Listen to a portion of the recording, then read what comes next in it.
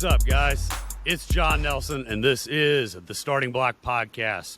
Welcome. Guys, if you are new to the show, I want to say thanks for joining us. We appreciate you being here. I'm going to give you a breakdown of how we operate.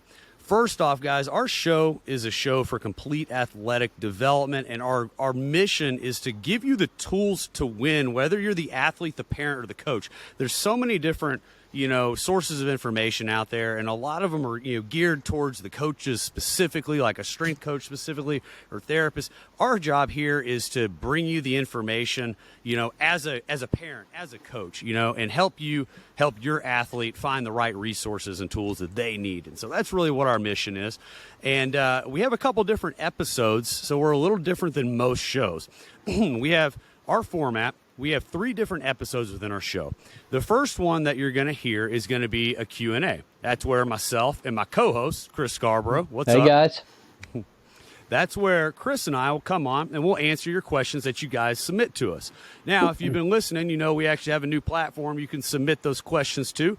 Our new website is up. It is www.startingblockpodcast.com, and you can submit the questions there through the website or at info@startingblockpodcast.com. And Chris and I will answer those questions on that Q&A episode.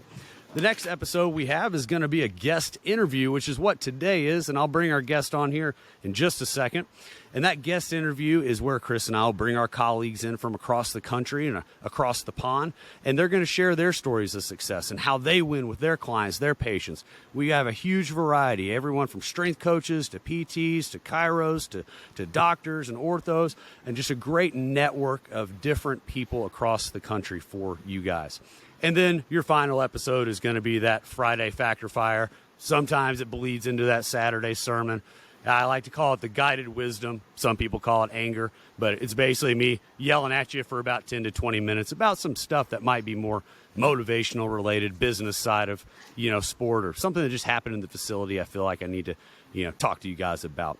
That's our show breakdown, guys. There also is a fee, and I want to remind you guys that we do this organically, and our mission here is to help you guys win. And all we ask in exchange is that you please share our show. Please just subscribe to it and leave us a review. It takes 2 minutes out of your day, and that's nothing for the amount of information that you guys are getting from some of our coaches and some of our colleagues. And we would greatly appreciate that. So please share the show if you don't mind.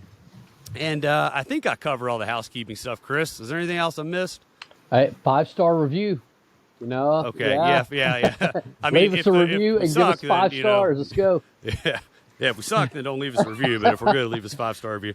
But all right. So, anyways, now we're past all that stuff. Let's get to it, guys. Today's a guest interview, and we are super excited to welcome Brad Daymon from Elite Athlete Training Systems up in Canada. What's up, bro? Hello. How's it going down there?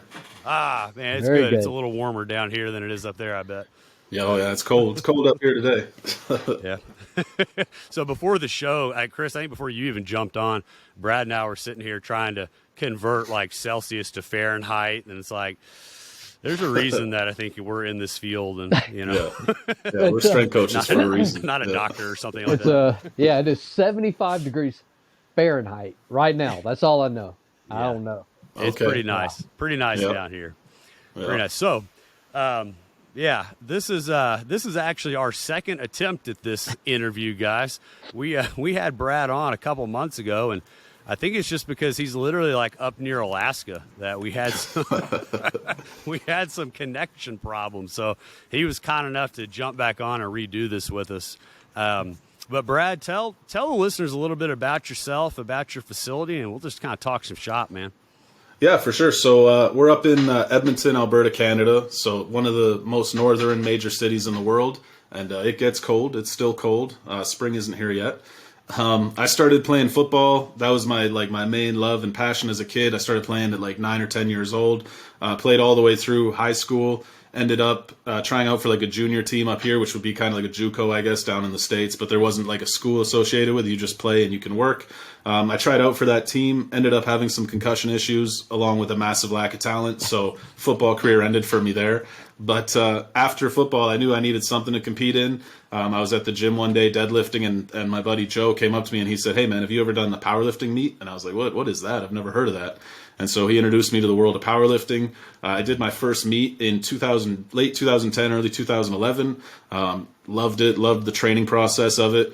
I was working as an O-line coach with the high school team that I played for. They brought in another O-line coach that was way better than me, so I had to kind of readjust if I wanted to keep, helping out the team and doing what I could. So there was a strength conditioning role that was open. I was a power lifter looking to get into that stuff, so I decided to take that on. There was actually one of the kids on the team who is now a physio, and one of the first, he was the first athlete I trained. He would just bug me every day when he got to the gym. He was in grade 12 at the time, and he'd say, "Teach me how to squat, teach me how to squat." And I'd be like, "Man, I just want to do my workout. I'll see you at practice," kind of thing. But he just pestered me every day. So finally I was like, "All right, I'll teach you to squat." He ended up hitting 315 that day. He was really pumped. I was like, "This is cool. I could do this for a living. I could do this every day." So that was kind of the initial phase of Elite Athlete Training Systems before I knew what it was going to become. Again, that was like circa 2011, 2012. I spent 2012, 2013, just kind of training people under the table for free, just trying to gain some experience, mostly football players. In 2014. Yeah, I'm going to interrupt you right there for 2 seconds, because what you just said is huge. And this is kind of where these Friday, Saturday episodes we do come in. But, like, you just said it. Man, you hustled. Like, you grinded to get there. Oh, yeah. Hustled. Yeah. And man, today, like, if there are any young listeners out here and you have aspirations of being a coach or something, like, man, you got to hustle in this industry. This is not easy. There's massive turnover. And so I just want to stop and make that point, because I've been there too, man. Yeah, still absolutely. hustling, but Yeah, for sure. It never ends. Geez, no, it doesn't. But no, keep going, man. So you're hustling, training some folks for free. Yeah, training people for free, which is, for me, like at that point, I wasn't even comfortable charging. I wasn't even thinking of charging money. I see a lot of coaches come out and they ask me like what they should charge when they're new to coaching. I was like, it should be free. You should get some experience and figure out what you're doing, right? But yeah, you can't come out and make $100,000 right out of college, 2 or 3 years out of college, or whatever that is in Canadian dollars. The level of entitlement when people think that's how it works, but dude, for real. Yeah. So like 2013, 2014, I went to school to be a personal trainer. I ended up incorporating the company in 2014, February of 2014. I worked out of it's called the Tri-Leisure Center here. It's kind of like a YMCA, like a multi-use facility. I was contracted as a personal trainer in the weight room there.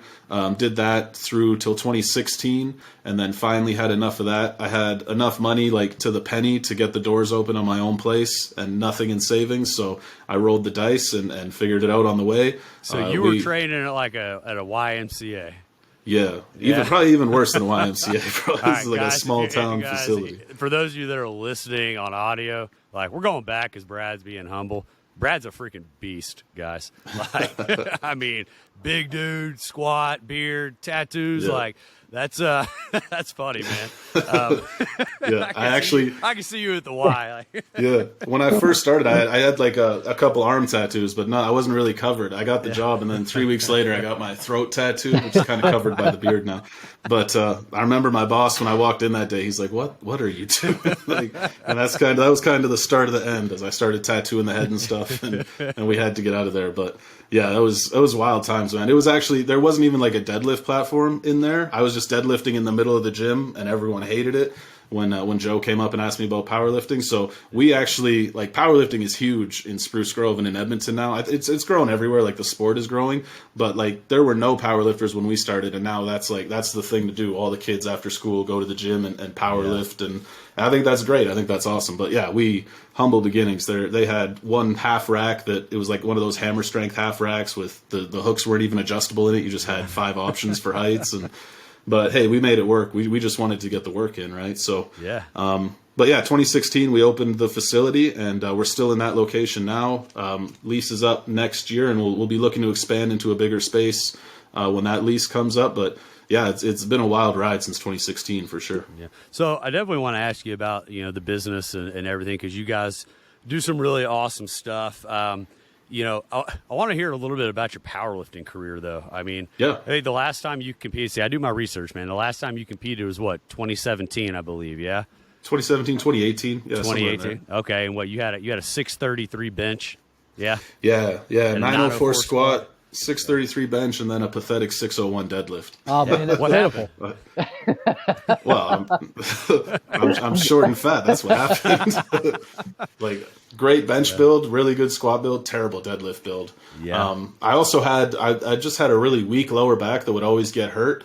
And it wasn't until probably about a year and a half ago now where I really started. I was like, no mercy. I'm just going to try to snap my spine off and see either adapt or die, right? And when I really started pushing heavy reverse hypers, heavy good mornings, all that lower back directed work, my deadlift now, I pulled, what did I hit? I hit 500 without a belt. I did 545 with a belt for speed work. So my deadlift is definitely up. I got a meet coming up in August, so I'm excited to see what I pull at that. Oh, really? So you're making a little bit of a comeback, yeah? We're making a comeback, yeah. I don't know if I want to compete at the level I was at before, but I do need something to drive those competitive juices. I got to put it somewhere, you know? Yeah, for sure. What like federation do you compete in?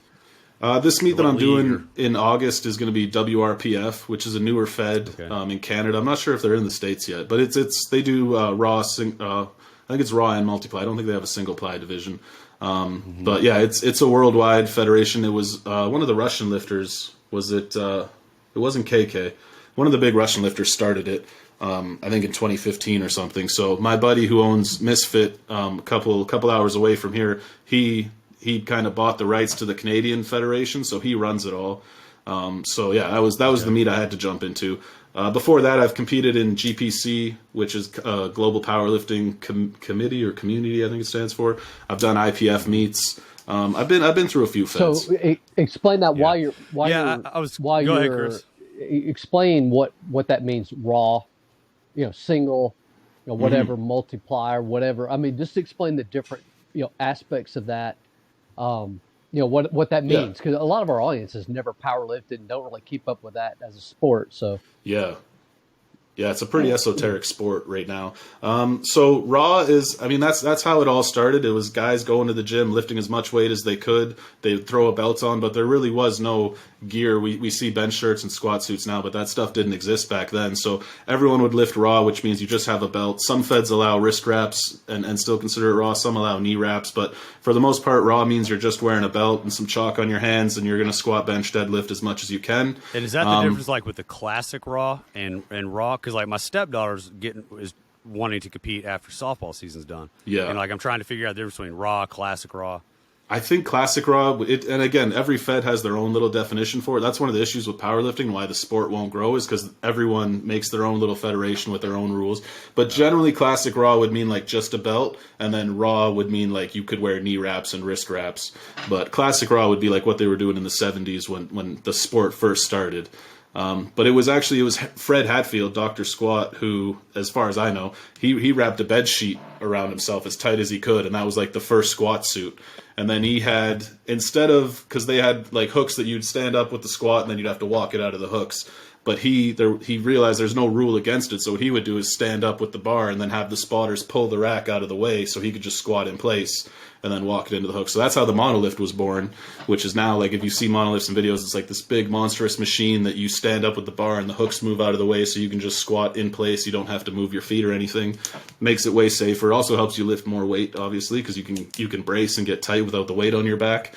So that's sort of with the invention of, what was a bed sheet and then became a single ply squat suit. So that's just like one layer of polyester. And then with the sport, the type of person that's drawn to the sport of powerlifting is an extreme person, right? So they're going to add more layers of polyester. So that's where we start to see multiply lifting. So raw is generally just with a belt, sometimes with knee wraps. Single ply equipped lifting means you wear a squat suit, a bench shirt, and maybe a deadlift suit or a squat suit for your deadlift. But that's just one thin layer of polyester. And then multiply is as many layers as you want, multiple layers. And that's what I compete in, is the multiply. That's kind of like, in my opinion, that's like the high speed drag racing of the sport. That's the rocket fuel division.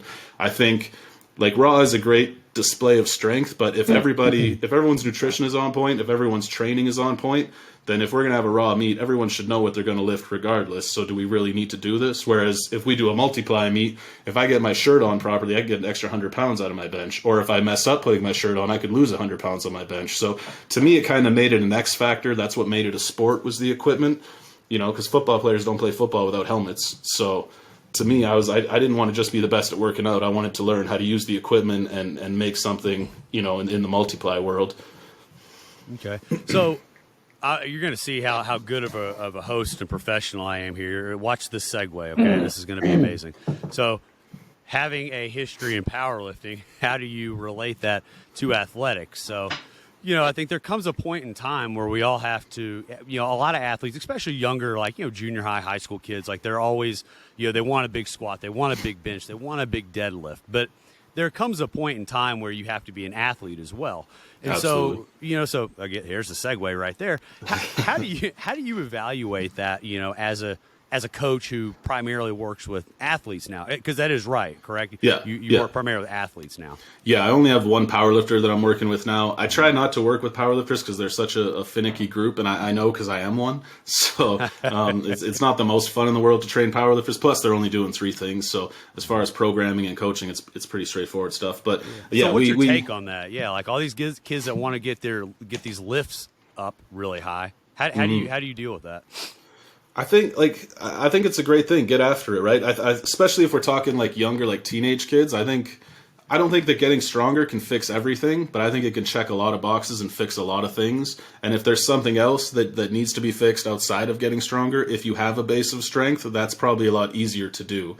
But there is definitely a ceiling of like, how strong do you need to be to execute your sport, right? So primarily, most of our athletes are young enough that this would be like their first time in the gym, or maybe they've been to the gym by themselves but don't know what to do. So a lot of what we're doing is just building that base level of strength. But when we get to like our pro athletes and stuff, that's where we're starting to account for variables more than with the younger kids. And it's like, okay, we're going to do this max strength stuff, but we also need to be jumping. We also need to be sprinting. We also need to be doing these other things to ensure that we maintain and improve your athleticism, right? I think a big thing that we do a great job of is that we, and myself, like I know what I'm good at. I'm the strength coach. So I'm not telling anyone how to catch a football better. I'm not telling anyone, more effective sprint technique because I don't run anywhere. I'll help you get stronger, right? So and that's into powerlifting. Absolutely. And I've had it happen where kids will come to me or like college age kids, and they'll be like, I need to get faster, I need to get better at running. And I have no problem saying, hey, that's great. That's not what I offer. Here's a few guys that I know that could do that for you, right? And refer out to that. So I think the biggest takeaway for any young coach is and it was Donnie Thompson that told me this early in my career, because I asked him a question about speed training, and he said, are you a speed coach? And I was like, well, no, I'm a strength coach. He's all right, well, send him to a speed coach then. You know what I mean? So know what you're good at and stick to your lane, and then develop those relationships with people outside of your lane, because you do need to refer out. You're going to need a physio to send people to. You're going to need a chiro. You're going to need a speed coach. You're going to need a nutritionist, right? We can't do everything. So we know what we do well. We double down on it and then refer out for anything else that's needed. But yeah, I think the strength base is huge for kids. So I think go after it and get it. But if you start to notice that that's taking away from your athleticism, then I would definitely back that down and focus more on like jumping, sprinting, stuff like that. So how do you evaluate that with these kids? What are some of your, parameters that you want to set for their strength levels? Part of the issue is that with kids playing now, like football is like year round, or they're playing another sport, which I think is great. Like, let's play as many sports as we can. I don't think we should play football all year round, but it's hard to put together anything more than like a 6-month training cycle for most kids. So we're not really getting to the point where they're getting too strong. I would say maybe once or twice we've had that happen, but the big assessment for us is like, is your box jump going down? Are you becoming less explosive? Are you, these different factors? If you could fly through the warm up, which our warm up is dynamic and hard, if you can fly through that and then all of a sudden you're slowing down and that's taking longer to do, then we're probably leaning a little too much on the strength side and not enough on the explosive strength side.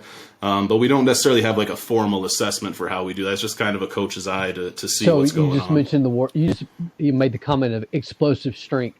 Is it the things like the jumps that you're referring to? Is that what you use to develop most of your explosive strength? Yeah. Or what about Primarily jumps, yeah. and Sorry, go also do you ahead. have one that's used for upper body? I mean, clearly jumps for lower, but Yeah, jumps for lower body. I like we call them plyo push-ups or ballistic push-ups. So we'll have like hands on a box, and then you kind of pop off, land on the ground, do a push-up back onto the boxes.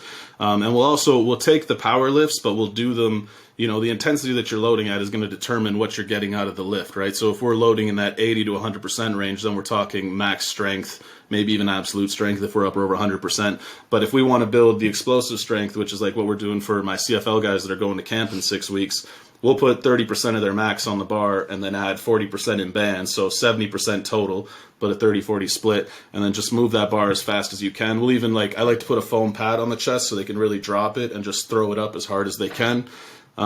Explosive rows, I like to put bands on like the CSR machine and just focus on moving as explosively as possible. I always tell the athletes, like, you train slow to be slow, train fast to be fast, right? So if we want to build that explosiveness, I think it's less about what you're doing and more about the intent that you do it with, right? You could use any exercise as long as you're doing it explosively, you can build that explosive power.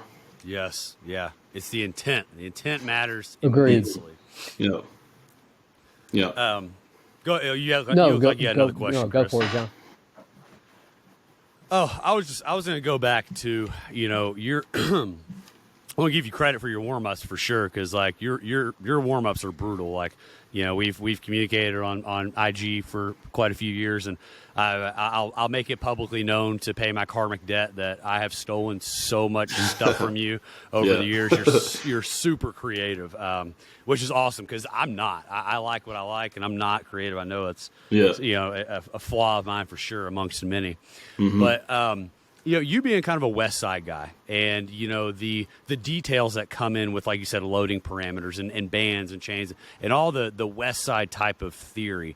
How do you manage that with, and maybe it's different in Canada, I don't know, but how do you manage that with these high school athletes or college athletes even that have a lot of, squatting and power cleaning in their programs, and, you got to worry about the recovery periods and joints and everything else. How do you handle all that on your side?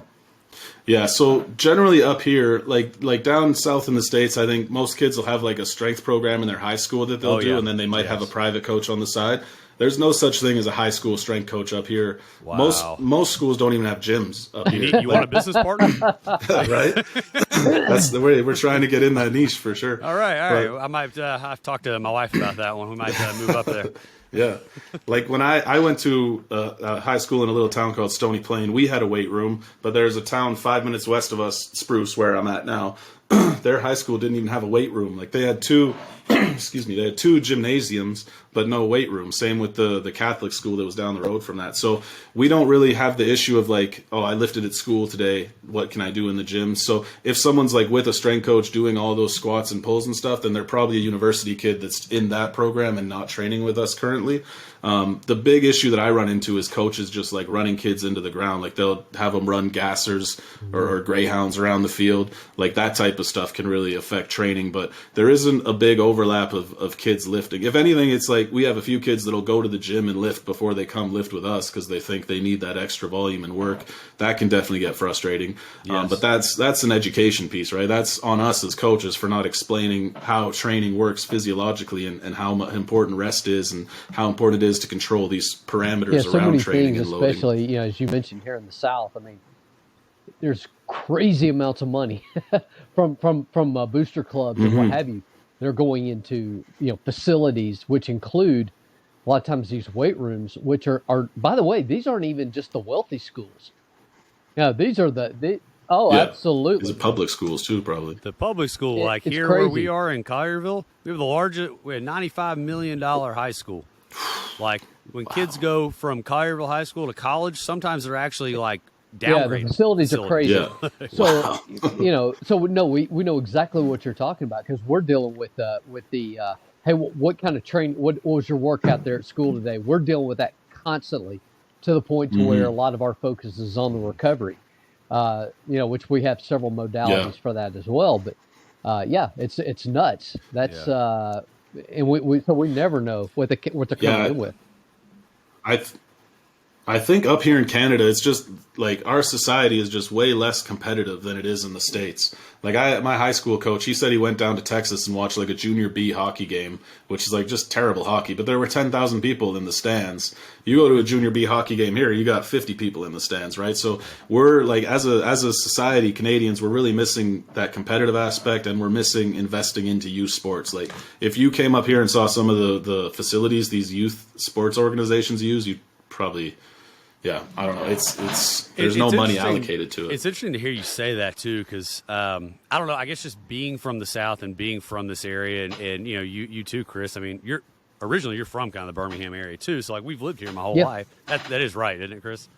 Like okay, I'm used to that. That's the norm. But like I have a soccer player who goes to school, in college in the South, but she's actually from England, and you would think like that. Soccer being as big as it is over there, that they would have a lot more facilities like what we're offering and you're offering, Brad, and you, Chris, but they don't. Like she's sitting here trying to talk to me about it this summer, saying like there's nothing like this where we are, and I just thought that was a really interesting concept. And now to hear you say the same thing, that I guess is not quite like that everywhere else. Yeah, any like cutting edge facility you'd see in Canada, it's all private, which is great. I'm a big private guy, privatize everything. But there's no like the government funded school with like a great gym. They're getting better now. Like the Spruce Grove High School, I think they have like a squat rack now in their gym. So at least they got something. But yeah, there's really no investment in youth sport development outside of the private sector. So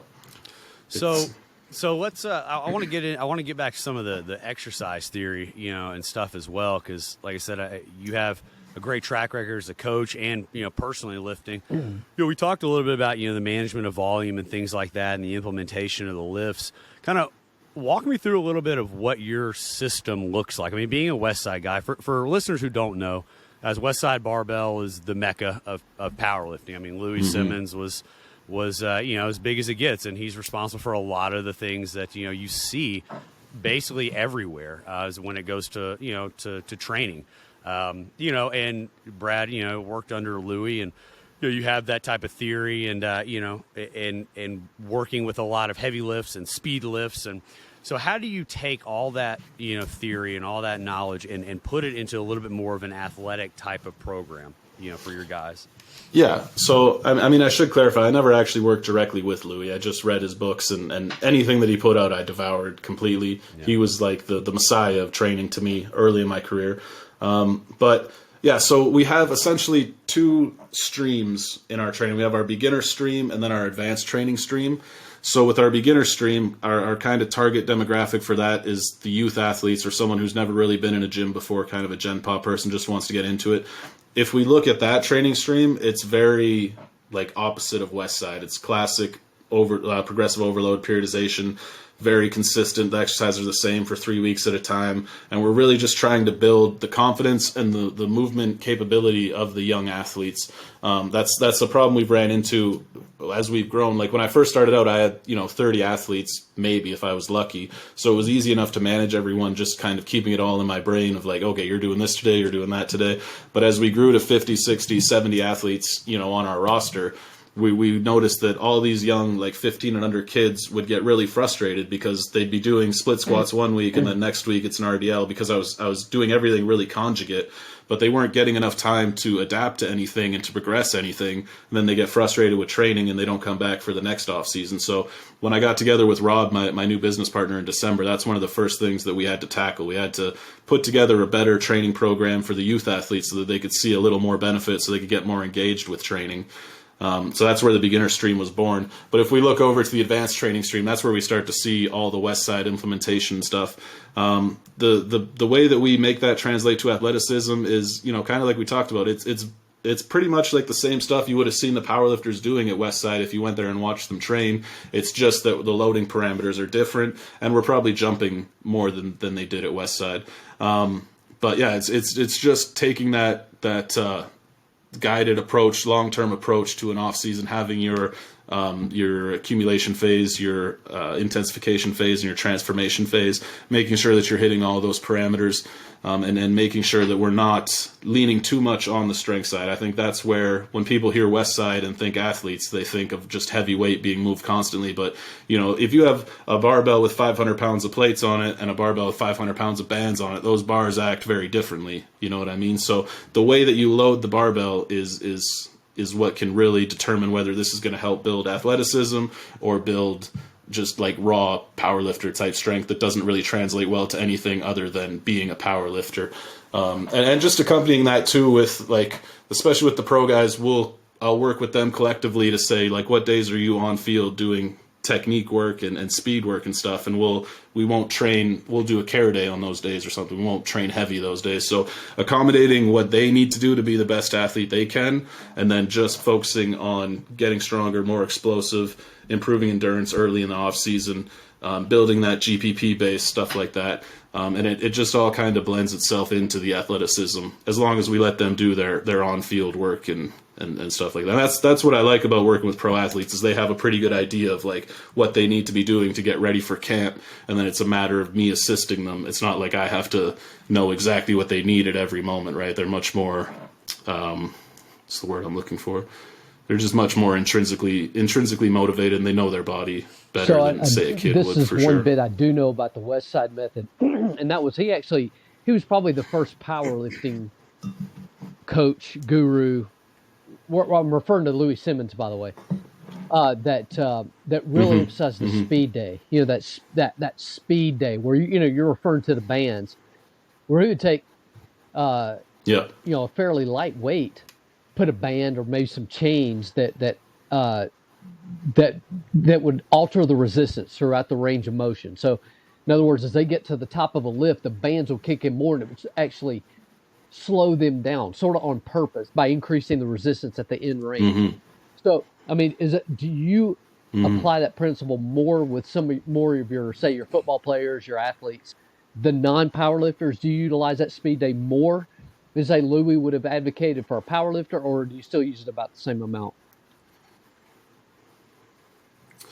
I wouldn't say I use it more. It's equally used, but it's more important in the athletes program. Like for me as a powerlifter, it might be like Monday is my speed bench day, but if I'm feeling really good, I might load up something heavy and just throw it up and see what happens, because I can just build that maximal strength. I don't really need much behind it other than just the pure strength. But for my athletes, it's like dynamic day, that's your main day. Max day, I'm more than happy cutting out the max movement, and we'll just do jumps and secondaries and accessories if you need to cut something out. But like that speed work that's kind of the sweet spot. That's where we live with the athletes. So I wouldn't say that we do more of it. In fact, if I were to compare like macro cycle to macro cycle, the pro football guys probably do less overall volume on the speed days than I do as a power lifter. But the intent is explosive, and like that's, as they come in, I kind of set the expectation that like speed day is the big day. This is the Super Bowl. The bar needs to fucking fly today, right? Whereas max day, it's like, oh, you're not feeling great, back's a little sore. Okay, well we won't do the max deadlift today. Then we'll just move to the jumps, and then we'll do our accessories and our CT, little GPP, and get out of here. So, and I mean, you take it athlete by athlete. Like I have right now, I'm working with a DB who's like 205 pounds, and he's as strong as an ox. He just squatted. What did he do? We had 500 pound of band and 225 on the bar, and he just blew it up. Like, no, you wanted more weight on the bar. I was like, no, that's fine. We're good. We don't need to add more weight. But like he's as strong as he needs to be. So we really need to just keep pushing that explosive and speed strength part for him. But then I have another guy on the same team, but he plays, he's the one tech, he's the nose. So he's just got to be as brutally strong as possible. And it's nice if he's explosive and can get up and knock down passes and, chase someone down to the sideline, which he can do because he's a freak. But for a guy like that, it's like, all right, well, I know you're a little sore, but we should probably get this deadlifted. We should probably get this strain. Maybe it's not over 100%, but let's lift something that's going to stimulate some adaptation, and then we'll get on to our jumps. So kind of taking that individualized approach to each athlete. But that may change over time as we have more and more athletes at one time. Like this offseason is my busiest for pros. I have 9 of them right now. But I mean, if that number jumps to 20, then we might have to adjust programming from there as well. So I want to follow up on the speed day part, and Chris, that might have been part of your question. I had to turn away for a second and take care of something, so I might have missed it. But we talk about the speed day, and I think for some listeners who may not understand that, like, we're not talking about like going out and sprinting per se. We're talking about moving sub-weight max at maximum velocities. Yeah. How do you like to incorporate a dynamic effort or / speed day, work with younger athletes who, are you ready to implement a band, like with a 14-year-old girl who's just learning? Like, how do you like to approach that? Yeah, so the way that would generally work is when they, like, if they're a completely untrained kid, then they're going to start with the beginner training phase, and there's no power lifts in that. That's your basic 6 foundational movements. I took that idea from John Russin. What is it? What are the 6? Push, pull, squat, hinge, lunge, carry.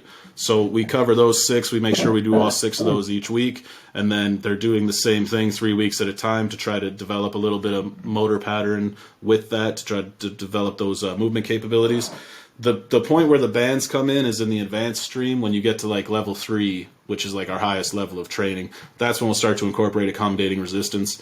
If you saw anything outside of level 3 in the gym, then you probably wouldn't know that I'm super influenced by Westside, because it doesn't really look like Westside. So yeah, for those youth athletes, for like that 14-year-old soccer girl, she's probably not going to touch a barbell for a while. She's going to do a lot of our warm-up, which is like calisthenics-based body weight stuff, push-ups, pull-ups, dips, single leg, split squats, stuff like that. Just master the body weight. Once she's got that down, then it's like, all right, we could add some dumbbells in here for a little bit of load, maybe throw a weight vest on. We might do like some jumps against bands, like we call them X-band jumps. We might incorporate bands in that way. We also do, like, everyone's going to do connective tissue work, which is super high rep band work, like 200 tricep press downs, 200 band pull aparts, stuff like that. But as far as like hooking bands onto the barbell and doing that classic dynamic effort Westside stuff, that's pretty much exclusively reserved for our level 3 athletes, which she could definitely get there, but it's there's going to be some time invested before we're doing any of that. I'm not in a rush to. A younger Brad was really in a rush to get people into the power lifts, to get into the accommodating resistance. As I matured as a coach, I realized that, like, we want to get the most adaptation we can with the least amount of stress possible. Yep. And we want to continue that, because that's what's going to bring the longevity. I was going to say very quickly, define accommodating resistance. So we've sort of defined it already, but I just want to make sure our audience knows what you're referring to when you say accommodating resistance. Mm-hmm. Yeah, so I'm talking about anything that's going to help make the weight heavier as leverages improve. So it could be chains, could be bands, could be weight releasers. That's all I'm aware of, but maybe there's another version out there. But yeah, basically, like, as leverages improve, the weight is continuing to get heavier, so that you have to accelerate through more of the range of motion, which theoretically, and I mean in practice, it's helped us a lot, will help you apply more force to a barbell when those bands aren't there, or those chains aren't there. Stretching a band more, say you're getting to the top of your squat. You're stronger at the top of the squat than you are at the bottom. So the bands actually increase the resistance as you're getting closer to the top. Or chains, you load the chains more, whatever. Yeah. I'm trying to paint a picture for our non-powerlifter listeners. Yeah, so if you hook like a blue band, like our heavy bands on the squat bar, it's about 220 pounds of tension when you stand up with it at my height at 5'9". At the bottom of the squat, it's maybe about 100 pounds of band tension because there's less stretch on it. But as you start to move up in the squat and that band stretches more and more, the load increases, because everyone will quarter squat more weight than they'll deep squat, right? I mean, that's why you go to a public gym and everyone's quarter squatting, because that's how you get the most weight on the bar. Or a lot of local high schools. Or in local high school, yeah, for sure. So yeah, having that, and it's interesting to watch, even like my pro guys. So right now we're in our strength speed phase. So I don't know how into the weeds we want to go on the methodology, but there's speed strength, which is what your dynamic effort day is going to build. That's submaximal weight moved to maximal velocity. Now we're doing a very short strength speed phase where we take 50% of their 1 rep max squat in bar weight, and then we take 50% of it in band tension. So they're at 100% of their squat, but half of it is band tension, which is, if you took 100% of your squat in straight weight and 50-50 band tension and weight, it feels way heavier with the bands, because they're just sucking you into the floor the whole time. You can't overcome it, right? So to see these guys who are really strong, powerful guys, but they'll get to the box and then they've got 500-pound of bands, so they might pop off the box a bit, but they're so used to being able to pop off the box and have momentum carry them to the top that they just get stapled right back down halfway up because they're not driving through enough of the range to finish the movement, right? So to see that quasi-isometric strength click for them and to see them grind through that lift it's always super interesting to see, because they very rarely do they come to me having much experience with accommodating resistance. I mean, it's tough to do in a college setting where you've got 80 guys in a room lifting at the same time, right? So it's always cool to see that light bulb kind of click for them, and then they learn how to grind through weight. Because I've noticed, like, football players always, you know, we have a spectrum of being strong and being explosive, and everyone lies somewhere on that spectrum. But the football players are almost exclusively explosive. So when they take a heavy weight, if it doesn't go, then it's not going to go. But if you watch a powerlifter take a heavy weight, it might not go at first, but they're going to keep grinding through it and finish that lift off. So I think one of the big things we do, especially with our pros, is they have that explosive piece, but we help them gain that quasi-isometric piece where you can really grind through something. So now when you hit someone on the field, if it just hit and stalemate, it's not like you just stop. Now you can keep driving through that person or that ball carrier, whatever it might be, and do some more damage on the field. I think the moral of some of the things that you're saying right now for any young athlete listening, or any parent listening to this as well, because I get this a lot where, you know, our beginner phase is a little bit different than yours, but like I'll use a lot of like go-to theory, you know, movement, things like that, FRC type stuff, which we probably won't have enough time to get into today. We've talked about it before, but and then the parent or the dad will step in, and then they'll be having them lift on their own. And then they come in and they're wondering why. For those who can't see, Brad's over there shaking his head. So thanks, I appreciate that, because it frustrates the shit out of me. It's For very sure. annoying. And so, you know, the moral there, guys, is it's like, although understand that, like, the foundation and the basics are what's important as a young athlete. Like, as coaches, we have to pick the lowest hanging fruit to get the maximum return. You know, I tell them all the time, even if we decided to hit you with bands and chains and, you know, and sumo speed pulls and everything else at 13, like, okay, fine, say you can make it through it safely. Like, what the hell are we going to do with you when you're 20? Like, yeah, what's next, right? Yeah, your body adapts. Yeah. So it's like, dads and parents, you guys need to back off a little bit and let the coaches handle that and help or ask questions. But the kids, yeah, it may look cool, but understand that's not what you need to get better. You don't need that right now. Yeah. One of the best things I ever heard that helped me kind of, because when I was a young coach, I was doing like, let's go deadlift, and you're 13 years old and you're not ready for this, but let's go do it. But one of the things that really made that click for me was hearing Dave Tate talk about nutrition. It was at a point where he was going out of powerlifting into bodybuilding, so he was cutting a lot of fat. And he said, like, imagine you're eating 6,000 calories a day and you want to lose weight. You wouldn't drop to 1,800 calories a day right off the bat, because that'll work, but when it stops working, where do you go? You can't survive on anything less than 1,800. So you would take your 6,000 calorie diet and drop it to, 5,900 calories and lose weight on that. And then when that doesn't work, you drop to 5,800 calories, right? You have this progression that you can go through, and it's the same with training. If you're going to come in the gym and we're going to throw bands on the bar and absolutely get after it on day one, well, what are we going to do next off season? Because we've tapped out everything we can with this. So yeah, that long-term progression is super important. And to the credit of the parents of our athletes, like, we've never really had a parent who's like, well, I'm going to take my kid to the gym and make him lift because it's not enough here. We've definitely had parents who like call us concerned and say, hey, like, this is what the so-and-so says they're doing in there. I'm worried they're not lifting enough. Are they going to be strong enough for the season?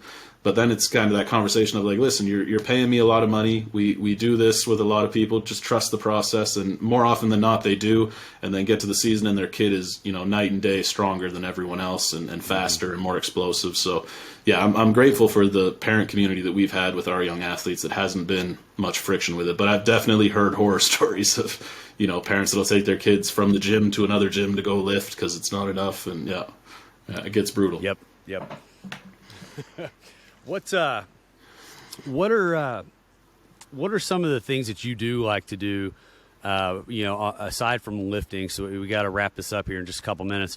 Like joint health, joint care. We work with a lot of baseball, and I work with a lot of swimmers too. Like, what's your philosophy in like a real short 2-minute clip here? Like, how do you approach joint health? Yeah, so I just recently was got FRC certified. I want to say September of 22 I got FRC certified. So we've been playing with that, and man, I love that system. I don't have a full grasp on how I want to utilize it yet, but in just playing with the pieces, I just love it. So one of the things that it was actually Zach, that the kid that I taught to squat, like my first athlete, he went down in 2016 and did the FRC course and then came back, taught me cars, and then we started doing cars with our athletes. So that's our pre-warm-up ritual. Do your cars, get your tissue warm. We also try to encourage them to do a morning cars routine, so that we're the more we can move that joint, the healthier that joint's going to be, right? Because that's what's pumping the fluid through it, and the fluid is what's healing the tissue. So we're big on cars. We'll even, like with our pro guys, we'll superset cars between every exercise that we do. So you'll do a set of maybe dumbbell bench, and then you'll get up and do 2 shoulder cars on each side, Define and then cars. take your break. Very quickly, define cars. Yeah, car. Yeah, for sure. Controlled articular rotation. So essentially taking a joint through the fullest range of motion you possess while isolating that joint completely. So developing tension through the body so nothing else can move, and just moving that one particular joint that you're trying to target through its fullest range. Yeah, that's awesome. It's awesome. Brad, we could keep talking shop forever, man. Like I said, I respect you so much. Like I feel like we've developed a little bit of a friendship over the last couple of years or two. And man, you're a hell of a coach, man. And I definitely want to bring you on another time, and maybe we can dig into a little bit more of, the structure of things and the details of loading parameters and all that fun stuff that, guys like us love. But man, we're gonna have to wrap this up today. But tell everybody where they can find you. For sure, we're on Instagram at eats.sg, SG for Spruce Grove. On Facebook, I think it's Facebook.com/Elite Athlete Training Systems, real sexy URL. EliteAthleteTrainingSystems.com. We have a TikTok, but I don't know what it is. I've never opened it. I don't really care about TikTok. I think we have one too. But yeah, probably if you're trying to get in touch, probably IG is your best option, or with our contact info is on the website as well, EliteAthleteTrainingSystems.com. Awesome. Well, man, keep kicking ass up there at the Gorilla Compound. For sure. That's a great gym, man. So appreciate you coming on. Look forward to connecting with you again here soon. And absolutely, yeah, man. Have a great day, guys. Remember, please share the show. Hope you guys enjoyed this. Share the show, leave a review, show Brad some love too. We appreciate you. Y'all have a great day. Thanks, guys.